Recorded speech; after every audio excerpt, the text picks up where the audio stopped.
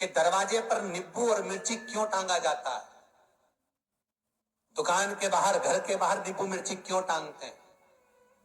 क्योंकि लक्ष्मी और दरिद्रता, इन दोनों देवियों को भगवान विष्णु का वर है कि ये प्रतिदिन भूमंडल पर विचरण करने के लिए जाएंगी। प्रतिदिन, रोज, प्रतिदिन लक्ष्मी और दरिद्रता दोनों भ्रमण के लिए निकलेंगे। और जिसके घर में मिष्ठान रखा होगा, उसके घर में लक्ष्मी मीठा खाने के लिए अंदर प्रवेश कर जाती है। और नींबू और मिर्ची दरवाजे पर इसलिए बांधते हैं कि दरिद्रता हमारे घर में प्रवेश ना करे, वो दरवाजे से खाकर ही चली जाए। दरवाजे से। एक बात बहुत ध्यान रखना, जिसके घर में फ्रिज में, डलिया में या रसोई घर में नींबू और मिर्ची ये दोनों एक ही जगह रखे रहते हैं, उसके घर में कभी शांति नहीं रहती। सास बहू का, ननद भाभी का, भाई भाई का, परिवार में कुछ ना कुछ क्लेश जरूर ही होगा। 4 दिन अगर अच्छे निकल गए तो 5वें दिन क्लेश का जाएगा। 5 दिन अच्छे निकल गए, 6ठा दिन क्लेश का जाएगा। कुछ ना कुछ, एक जरा सी कटोरी पड़ी है उसके पीछे विवाद चालू हो जाएगा, जरा सा पानी धुल गया उसके पीछे विवाद चालू हो जाएगा, बेडशीट बदल रहे थे उसके पीछे विवाद चालू हो जाएगा, पति कक्ष में आया विवाद चालू हो जाएगा, तुमने एक शब्द कहा, कोई लड़ाई की बात नहीं करी, फिर भी विवाद चालू हो जाएगा। समझ लेना कि घर के रसोई घर में या फ्रिज में नींबू और मिर्ची साथ रखा हुआ है तो वो क्लेश तो देगा ही। ज्योतिष आचार्यों से पूछोगे, वो कहेंगे मोती पिना दो, कोई कहेगा पितृदोष हो गया, कोई कहेगा कालसर्प दोष हो गया, कोई कहेगा वास्तु दोष हो गया, पर वो आपको ये नहीं बताएंगे कि नींबू और मिर्ची एक डलिया में रखा हुआ है। ये हमारा वेद, हमारा शास्त्र बताएगा कि नींबू और मिर्ची ये दरिद्रता देवी को प्रिय है, और जहां नींबू और मिर्ची साथ रखा वहां दरिद्रता प्रवेश कर जाती है, और दरिद्रता गई तो वो क्लेश उत्पन्न करती है, जिससे इसके घर में सुख ना रहे। सुख नहीं रहेगा तो लक्ष्मी नहीं रहेगी, दरिद्रता उसके घर में आराम से रह सकती है। अब बहुएं कहीं किसी से पूछ रही, सास किसी से पूछ रही, हमारे घर में शांति नहीं, हमारी बहू बहुत अच्छी थी, पहले बहुत क्लेश करती है, हमारी सास बहुत अच्छी थी, बहुत क्लेश करती है, घर में विवाद इतना ज्यादा होता है। गुरुजी, जरा सी बात के पीछे विवाद होगा इतना बड़ा फैल जाएगा, पति पत्नी में जरा सी बात होगी इतना बड़ा फैलाना हो जाएगा, बच्चों को थोड़ा सा समझाओ इतना बड़ा फैलाना हो जाएगा। कारण क्या है? उसका कारण है तुम्हारे घर में जरूर एक डलिया के अंदर नींबू और मिर्ची या फ्रिज के एक बॉक्स के अंदर नींबू और मिर्ची रखा हुआ है, उसका क्लेश तुम्हारे यार रहेगा ही, सदा रहेगा। इसलिए महाराज नींबू मिर्ची दरवाजे पर टांगा जाता है, बाहर संग नहीं, बाहर जाए। एक बात बहुत सुंदर है, जैसे दूध और दही दोनों एक ही झोले में, एक ही बैग में, एक कैरी बैग के अंदर दूध और दही अलग अलग पॉलिथीन में बंधे हुए हैं, अलग अलग डोलची में, अलग अलग डब्बे में रखे हुए हैं। एक व्यक्ति एक ही बैग के अंदर दूध और दही ये दोनों चीज अगर लेकर घर के अंदर आता है तो उसके घर में संपदा की तो कमी आती ही है, उसके घर में संपदा टिकती नहीं है।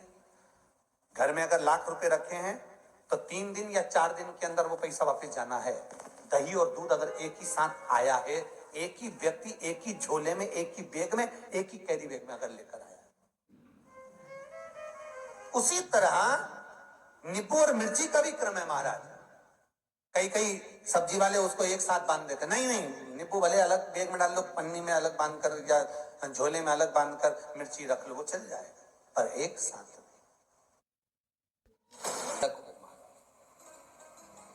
मेरे को मालूम है दरिद्रता कि तेरे को खट्टा और तीखा पसंद है। इसीलिए महाराज हमारे हिंदू धर्म में बेटी की विदाई में 4 चीजें नहीं दी जाती। बेटी की विदाई में 4 चीजें नहीं देते। पहली झाड़ू, दूसरी सुई, तीसरी चलनी और चौथा अचार की बरनी।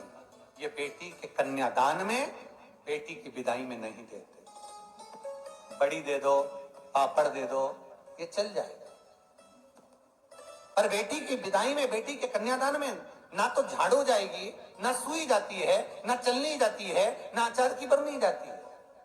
और मेरा निवेदन है, अगर बेटी को तुम्हारे घर का, तुम्हारे हाथ का अचार कितना भी पसंद हो और बेटी के मम्मी बना के दे रहे, नहीं, मत देना, क्योंकि बेटी तन, मन और धन, ये तीन चीजों से दुखी रहेगी। अगर माँ ने अचार दे दिया तो बेटी के घर में या तो तन से दुखी रहेगी, या मन से दुखी रहेगी, या धन से दुखी रहेगी। बेटी को ये तीन दुख तो रहेंगे ही। कई लोग तो अपनी बहू से कहते हैं, बेटा तू मायके जा रही, तेरी मम्मी के हाथ का अचार अच्छा लगता है, लिया ना बांध के। अब उनको कौन समझा? तुमने तो कह दिया बांध के लिया ना, पर उसको समझो तो सही, क्यों नहीं लाना?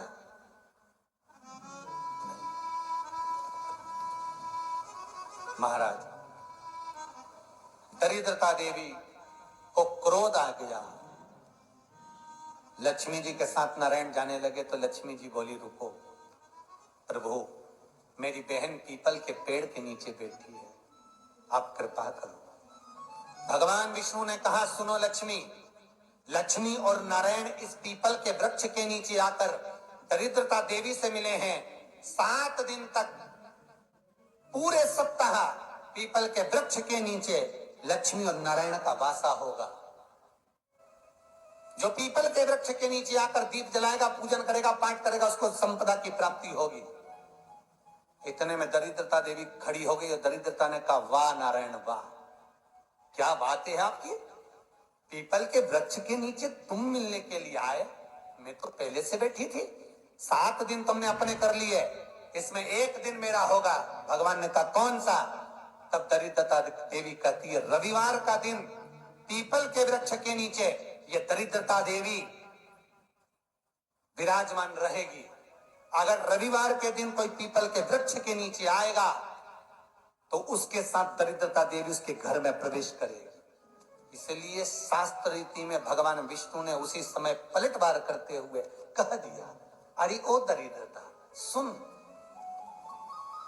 पीपल के वृक्ष के नीचे अगर कोई रविवार को आया और कोई पूजन की सामग्री लेकर आया, हाथ में कुछ ना कुछ उसके हुआ, खाली हाथ आया तो तू उसके घर में प्रवेश करेगी। अगर भरा हुआ हाथ रहा तो तू उसके यहाँ प्रवेश नहीं कर सकती। ठीक है प्रभु, वचन दे दिया भगवान ने।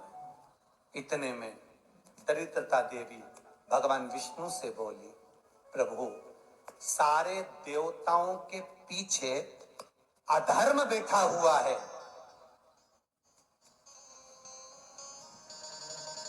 सारे देवताओं के पीछे अधर्म बैठा हुआ है। दुख और दरिद्रता कहां जाकर बैठे, आप स्थान बता दीजिए। आपको अब भी कहा कथा में कि देवताओं के पीछे, देवियों के पीछे, पीठ के भाग में अधर्म का निवास है, आगे धर्म का निवास है। इसलिए मंदिर में अग्रण्य प्रणाम करना चाहिए, आगे की, पीछे नहीं। दरिद्रता देवी कहती है, ये दरिद्रता और दुख कहां जाकर बैठेंगे, आप वर दीजिए। भगवान विष्णु ने कहा, ये भी तेरे लिए है, तू लक्ष्मी की बहन है, मांग ले, तुझे कहां बैठना है, कहां रहना है।